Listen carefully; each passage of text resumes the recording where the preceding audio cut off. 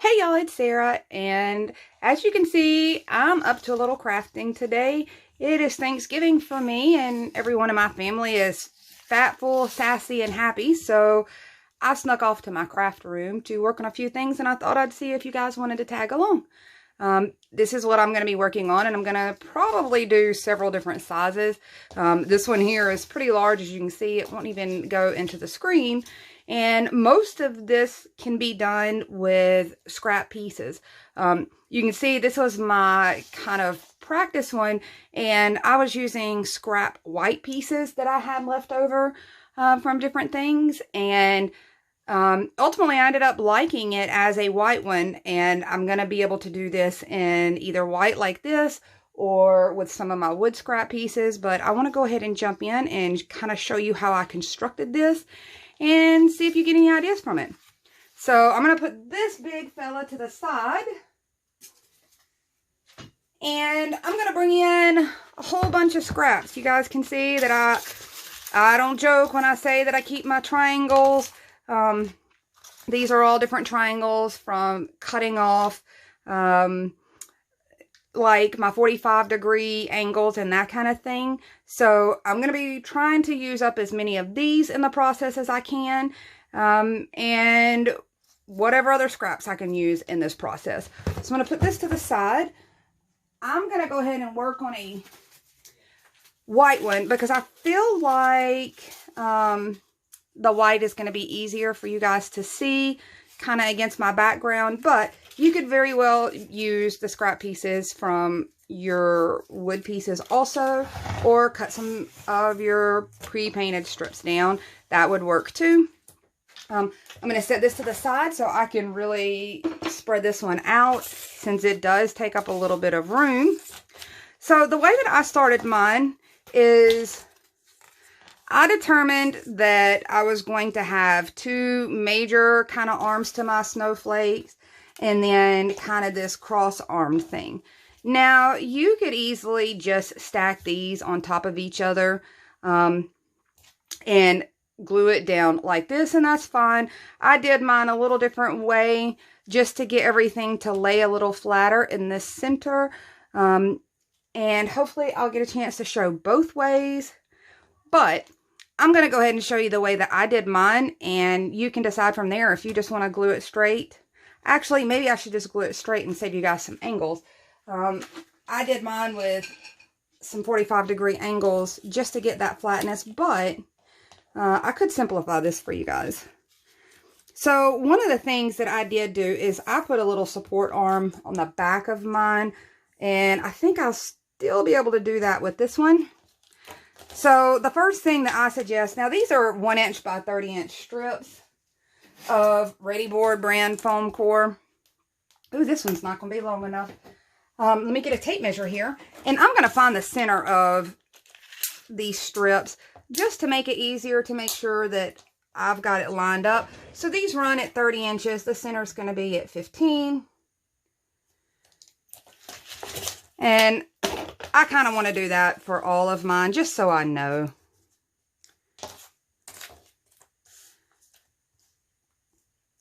And once again, you can do this with any size strip. I'm showing you with the big one first, and then I will likely do a couple sizes for myself just to go with the ones that I make. So the main reason that I mark those is that I could get them a little evenly lined up there. So I'm going to go ahead and glue these two in place, and I'm going to make it this much easier than the one I did by just stacking them instead of cutting them down at angles and doing them side by side. So I'm just going to come in here right in the center portion, smush my glue around, and I'll just kind of smush that in place. Hopefully I've got a pretty decent 90-degree angle there. You can always come in and double check it if you feel like you need to, but this does not have to be perfect. Part of what makes this cute is that it's a rustic kind of snowflake. So same thing here. Those little lines help me mark where I'm going with this. And I'm going to keep doing the same thing. I'm just going to keep layering it with glue down the center.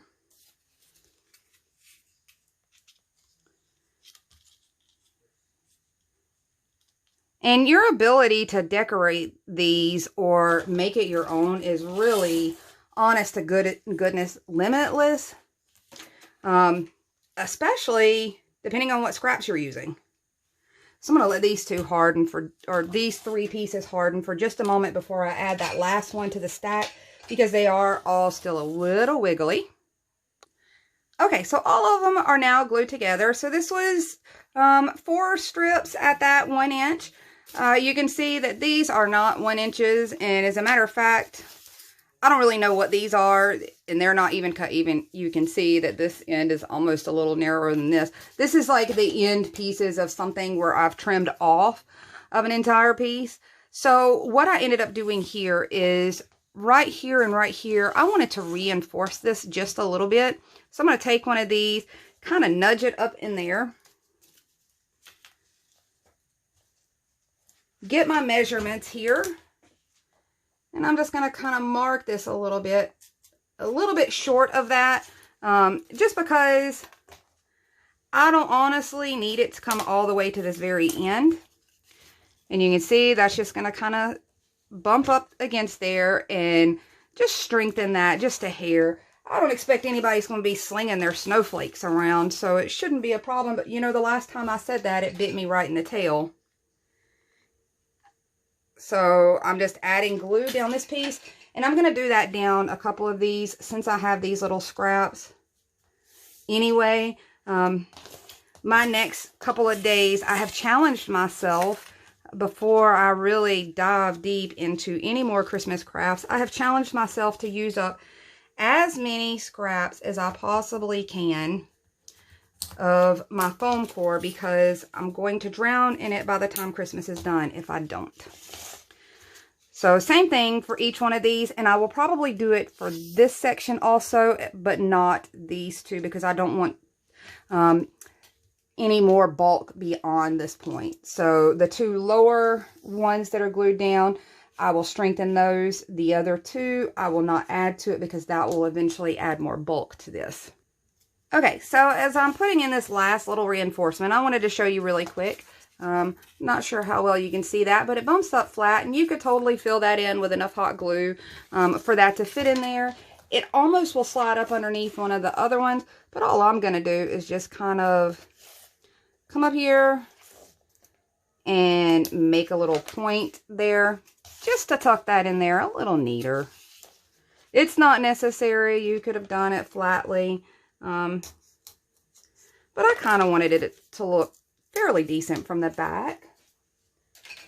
And if you notice, these little pieces, they are wrinkled, they've been bent, and these are usually the pieces that I use to make my little edges that I glue down to paint a bunch of strips at once. And I always keep these weird little sized pieces for that. Okay, so now I'm pretty reinforced, I'm pretty secure, so I can flip this over. And we're going to have a lot of glue stringies on this, because there's a lot of little glue. And I'm using Dollar Tree hot glue, so it tends to string out a lot. So don't mind me as I'm sitting there picking off the strings. So the next part is where it gets fun. It's all about decorating it and making it yours. Now I brought my little thing here back.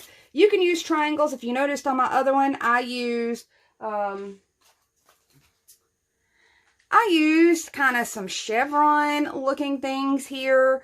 I used some flat edge chevrons, and all of those are done with just 45-degree cuts.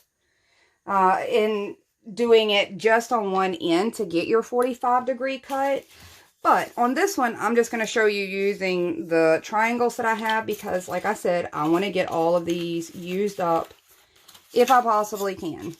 So I think I'm going to start with this size. These are the triangles that come off of my 3-inch strips when I cut those into 45s.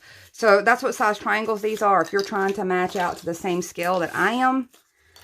And I'm just going to kind of start seeing how many I've got and if they'll work out for each of the arms, or can I just do like the north, south, east, and west arms.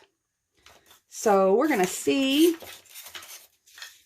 how many of these I can fit on there. And I'm trying to pick out kind of the ones that aren't bent up. I do have a few that are bent and abused, and the corners have been beat up. So I'm trying to pick through those. That's why I'm being all particular about which ones I'm grabbing.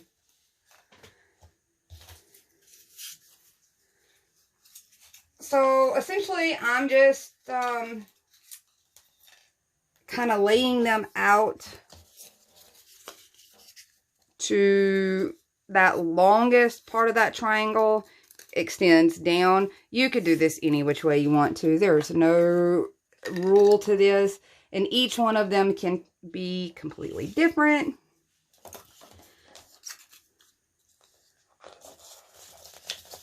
Do I have it? It looks like I'm going to have plenty. So I've got enough to go on this section.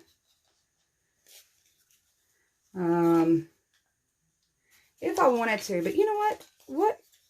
Let's see. Do I have enough to do 2 of these?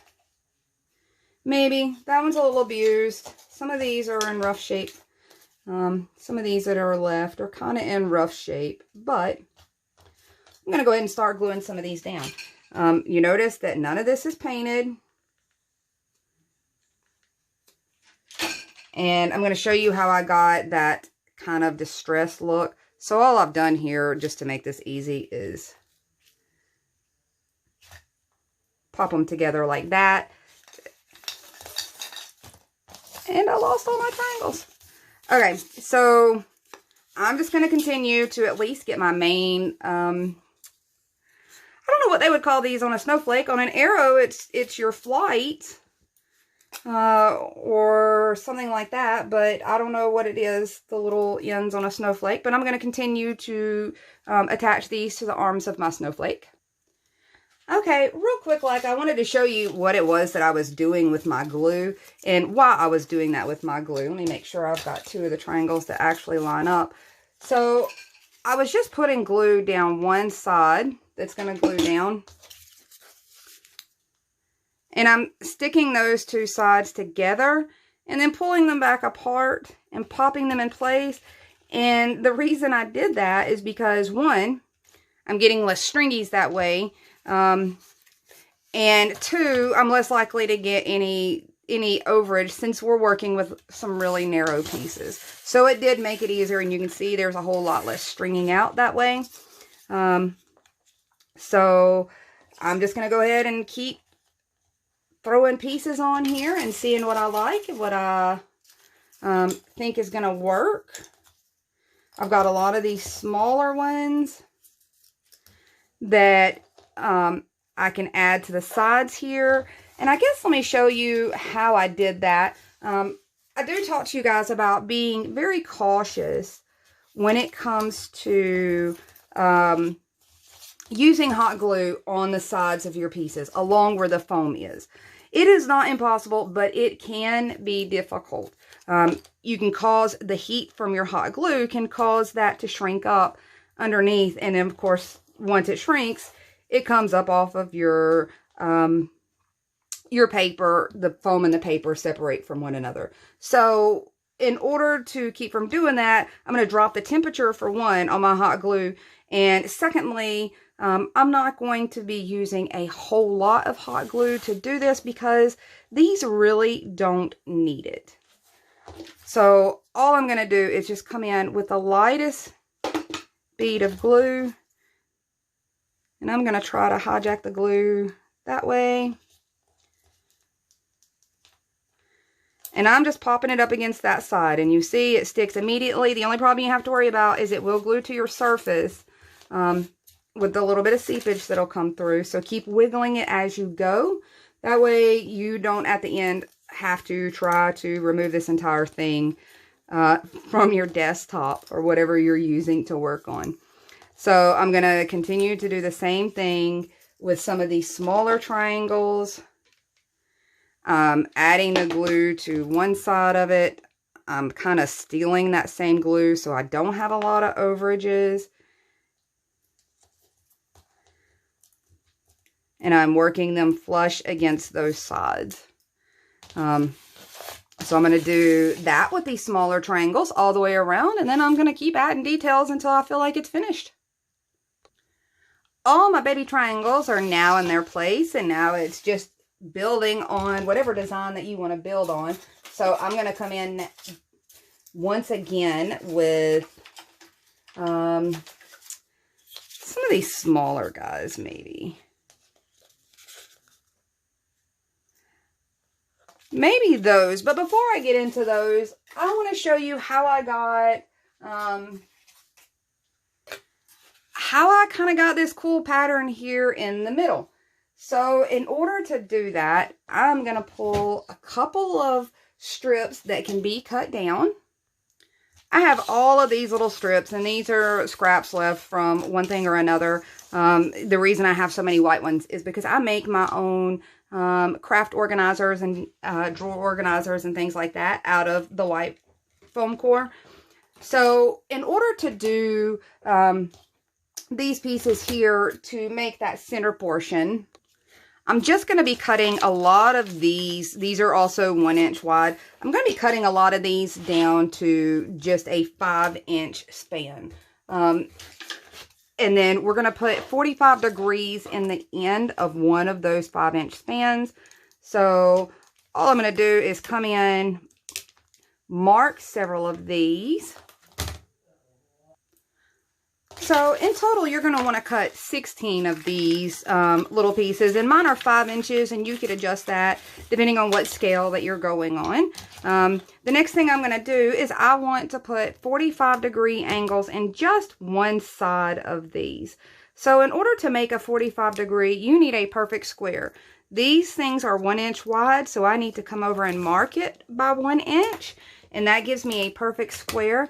And when you cut on the diagonal across a perfect square, you get a 45-degree cut. And I'm only going to do this to one side. If you can mark it just very little, you're better off just marking it very little with your pencil, because you still have to come back in and erase off all of those marks.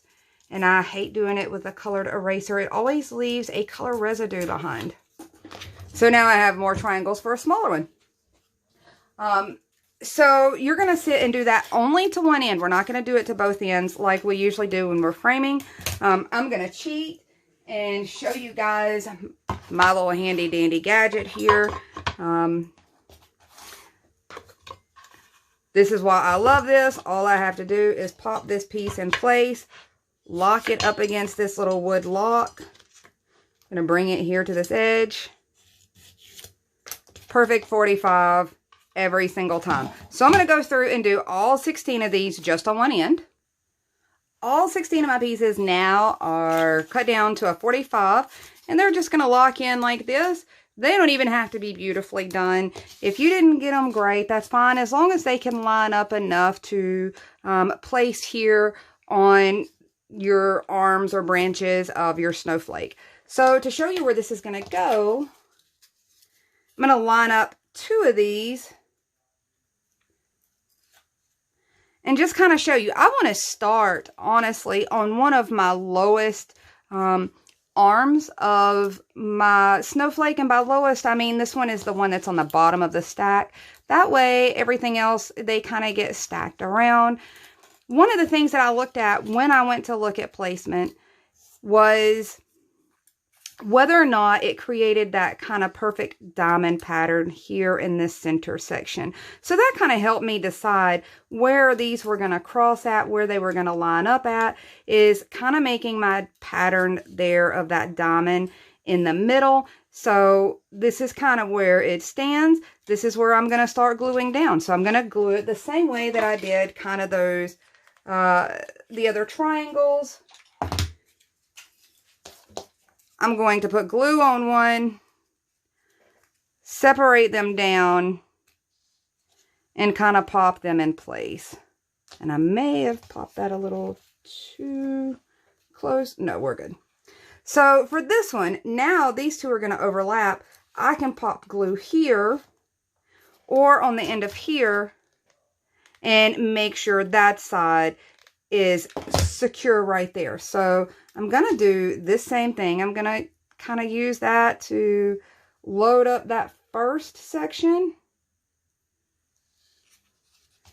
And I think I need to slide it down a little. I do.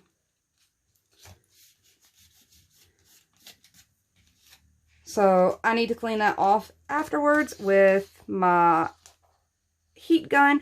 But you can see where I was aiming here for this nice little triangle there in the center. And we're just going to do that on every single arm of this. You're just going to come in, kind of eyeball where it's going to give you a nice, decent diamond shape there. There is nothing perfect about these measurements. If you want to get perfect measurements, measure yours out, where you're coming down on each arm from the center down. I was not going to turn this into such a difficult craft. I wanted this to be fun and simple. And this is honestly one that you could get your kids to jump in with you and do their own snowflake. I think that would be a fun family craft on this, and especially if you are to the point where you're like me and you have a whole bunch of these scraps. So we're just going to keep doing this all the way around, and you can start to see where it's making that nice little pattern. You could have done your 45 down here and had this meet up the same way that this does, but on this section, I chose not to do it that way. One, it would have required more math. And I didn't want to turn this into that kind of craft. I wanted that rusticness. I like the way this overlaps. I feel like it gives almost another element of kind of decor piece there on my snowflake. So I'm just going to keep going all the way around and doing this. So all my pieces are glued down. They've had a little bit of time to dry to make sure they're the most stable they're going to get. If you feel like there's any spot on the backside that you want to reinforce this, you can. I don't see where it should be a problem if you're just going to hang this up somewhere for the season. But if you felt like you needed to maybe put some popsicle sticks in the back and strengthen it, you know, this would be a good time to go ahead and do that if you've got any spots where you feel like it's a little weak. With all the components that I have on mine, I feel like it's pretty stable. So I'm just going to come in now. I have this 3-inch chippy brush. It doesn't really matter which chippy brush you're using. This one is a Harbor Freight one, but Dollar Tree has some also. You just want kind of these wiry bristles. I'm coming in with my sponge and my antique color from Waverly that I always like to use. This one's just going to be really basic. If I had done this with my wood, my faux wood looking pieces prior to assembling one of these together, I would not even have to make this step. I'd pretty much be done at this point. Since I was doing this one in the white pieces, I'm going to add just a little bit of something to it. You could keep it white if you wanted to, but I'm just going to kind of come in and in the most part here, I want to keep my graining kind of all one direction to keep the illusion that it's really wood. So in order to reload my brush, because I don't want this super heavy, I'm using it this way and tapping it on there. And well, so much for not getting it heavy. One of the things that you could also come in and do on this would be maybe add some bling to this. You could come in and add some ribbons. You could really dress this up aside from just a snowflake. I have not decided if I'm going to dress mine up any. Let's see if I can clear this out here. This is the second time recently, and I just made that worse. Do as I'm telling you guys, don't do as I'm doing, because I just made that situation a whole lot worse than it had to be. But there's a lot of options that you can come in and dress this up and not make a complete mess like I just did. Let's don't do that. But I think you could come in with a Dollar Tree wooden snowflakes. They're actual little wooden ones. Attach them in the middle if you wanted to, and kind of layer this thing up some more.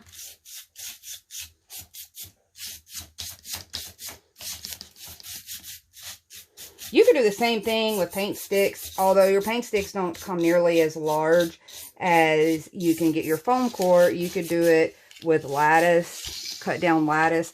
When you see the real things, I've seen them done that way with paint sticks or with lattice strips. The reason I liked being able to go this way is I could go at a really large scale. And for me, I have really tall walls. Everything looks so dwarfed on my walls that I always tend to want to go to a really large scale on things so that it fills those really large, tall walls for me.